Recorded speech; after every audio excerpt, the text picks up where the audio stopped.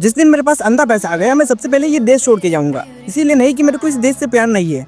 जब इस देश में जहरीले कप सिरप पी के बच्चे मारे जाते हैं, मिनिस्टर से बात करूँ तो मिनिस्टर कहता है कि एक दो दिन पुरानी चीजें मत लेकर आओ, कुछ नया लेकर आओ। कल की बात आप आज मत लाओ, आज की बात करो ना। अब जो दवाइयाँ हैं वो ऐसे तो बन नहीं जाती है, उसके लिए बहुत सारी परमिशन चाहिए होती है, बहुत सारी टेस्टिंग की जाती है। लेकिन इतनी सारी टेस्टिंग में जहरीली दवाइयाँ पास कैसे हो गई है? जाहिर सी बात है कि पैसे खिला के पास की गई है। मतलब कुछ लोगों के चंद प्रॉफिट के लिए 20-22 बच्चों की जान ले ली गई। अब ये चीज किसी दूसरे देश में हुई होती ना तो अब तक तो वो कंपनी बंद हो जाती। बट अनफॉर्चुनेटली हम ऐसे देश में हैं जहाँ पर आम जनता की जान की कीमत कुछ भी नहीं है।